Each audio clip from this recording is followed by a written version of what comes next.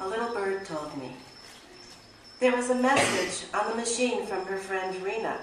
I won't be able to go to the museum with you tomorrow. I have to go down to San Diego. My aunt's not doing well.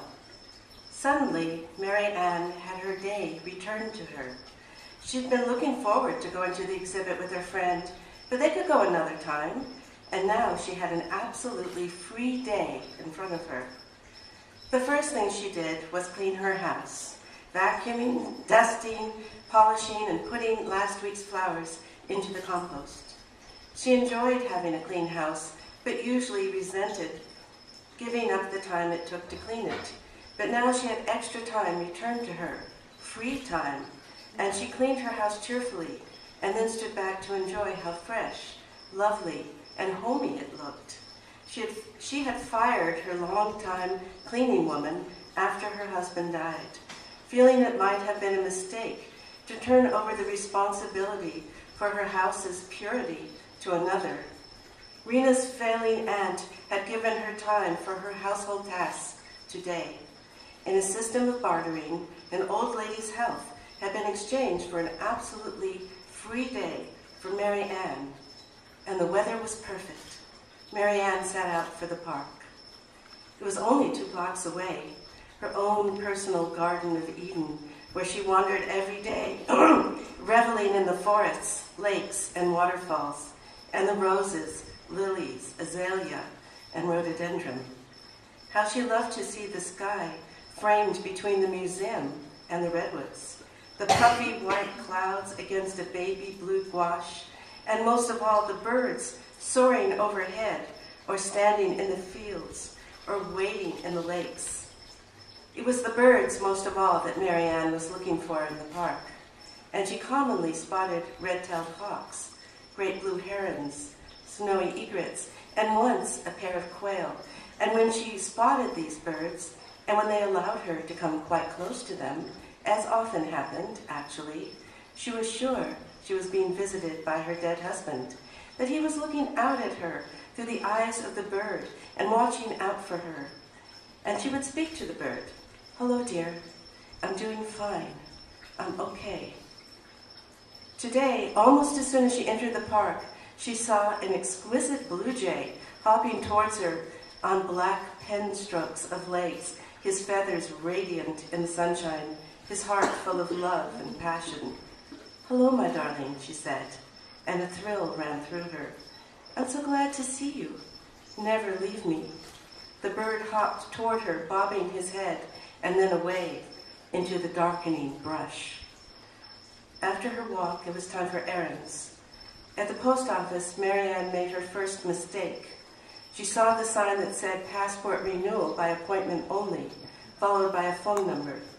She knew she should copy down the phone number because she was going to need a passport to travel this summer, and hers might be expired. But if her passport was still current, she wouldn't need the number, so copying it down would be a gratuitous act. Later, when she got home, she discovered that her passport had indeed expired the month before, and she remembered the last time she had used it on a trip to Italy with her husband 2 years before he died. The second mistake she made was to go to Trader Joe's at this particular moment, the precise moment when they ran out of albacore tuna salad. It made it such an easy supper with crackers. She got some fresh flowers. When Mary Ann got home with the groceries, she put everything away and the flowers in the vases in the fireplaces, in the living room and her bedroom. Then she sat down to write this story. She had just finished when her daughter Posy came over to pick up a package that had come for her there at her mother's house and to make herself a salad. Mary Ann sat down to have a cup of tea with her while she ate. Posy was very tired. She'd been up all night again fighting with her boyfriend. She complained that the therapist they were going to, who was an intern, was no good. "It must be hard for you to get therapy without critiquing the therapist," Mary Ann said to Posy, who was herself interning to be a therapist. "It's just that she's so bad," Posy said. "How can you tell when all they do is sit there listening to you speak? I wish my therapist would give me advice like, do this, don't do that. But she just sits there and listens." Therapy is subtle, Posey said. It's working in ways you can't see. If it weren't working, you wouldn't keep going back. But this isn't about you. It's about my boyfriend and me. I just can't communicate with him, she said, and it's making me so frustrated. Marianne had no advice to give. However, she thought that if they couldn't communicate, they should stop trying because it wasn't worth it to stay up all night. Because once your sleep was off, everything was off, and it was hard to recuperate from a night without sleep.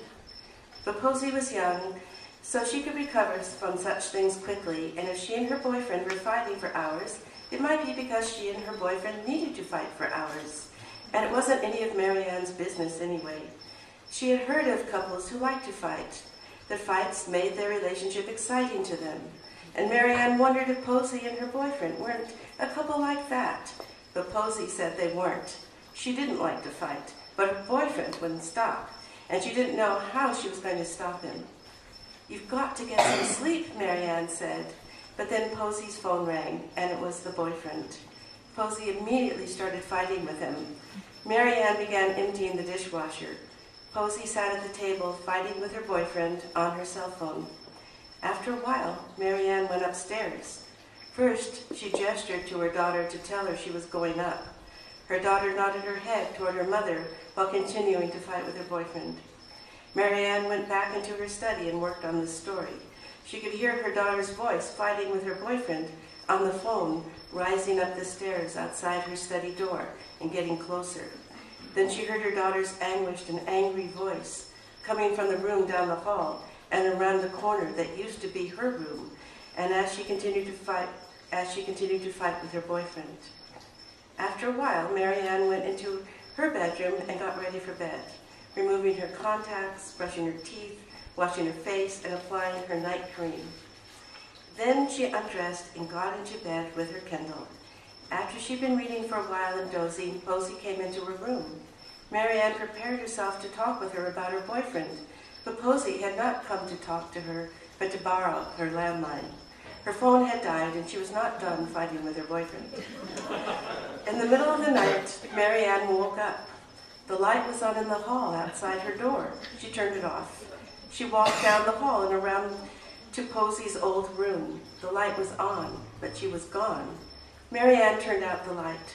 Probably the light was on in the kitchen, too, but she didn't want to go all the way down there. In the morning, Marianne got up, went downstairs, and turned off the light in the kitchen.